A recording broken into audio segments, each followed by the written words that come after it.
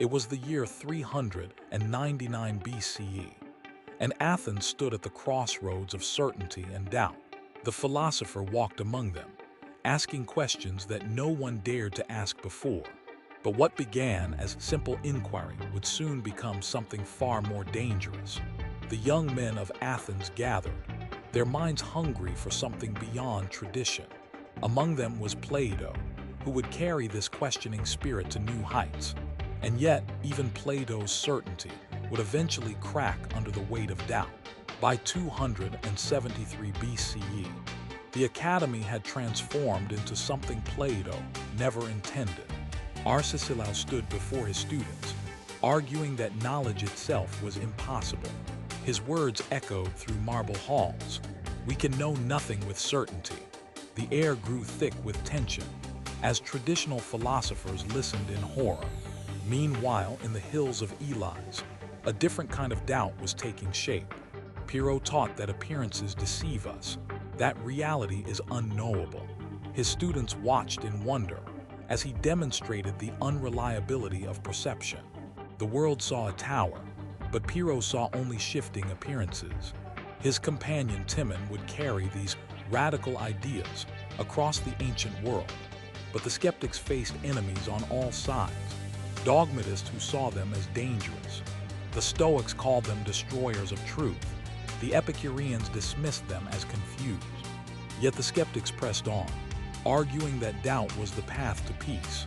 Their method was simple: present equally compelling arguments for and against any claim. When both sides seemed equally valid, they argued, "We must suspend judgment." This suspension of judgment, epiche, became their revolutionary weapon against dogma. But what did they hope to achieve through perpetual doubt? The skeptics believed that mental tranquility came from accepting our limitations. No more anxiety about finding absolute truth, just peace in uncertainty. The doctrine spread like wildfire through the philosophical schools of Greece. Even the great library of Alexandria couldn't contain all the arguments. But the skeptics' greatest victory was making certainty itself seem arrogant.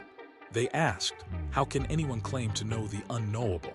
The answer, they argued, was that no one could, and that was liberating. Their ideas survived through Elis, who revived Pyrrhonian skepticism in 100 BCE. He formalized the 10 modes of skepticism that would define the movement. These modes showed how our judgments depend on perspective, culture, and circumstance. What seems true to one person appears false to another. The skeptics had discovered something profound about human nature. We are creatures trapped in our own perspectives, unable to see beyond them.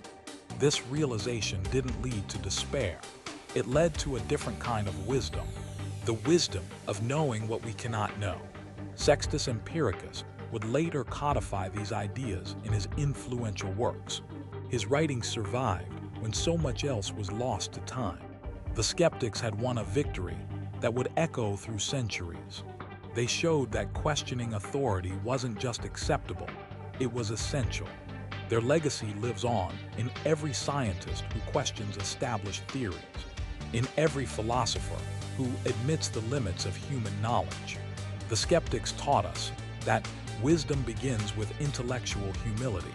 Not knowing becomes the first step toward understanding. Their revolution was quiet but profound, a shift in how we think about thinking.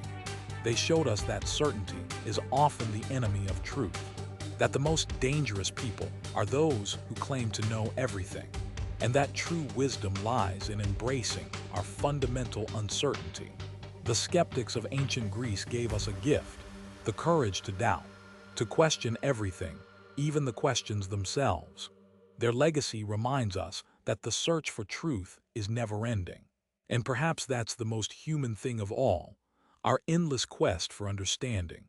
Subscribe to Chronicles History, because some truths refuse to stay buried. It was the year 399 BCE, and Athens stood at the crossroads of certainty and doubt. The philosopher walked among them, asking questions that no one dared to ask before. But what began as simple inquiry would soon become something far more dangerous. the young men of Athens gathered, their minds hungry for something beyond tradition.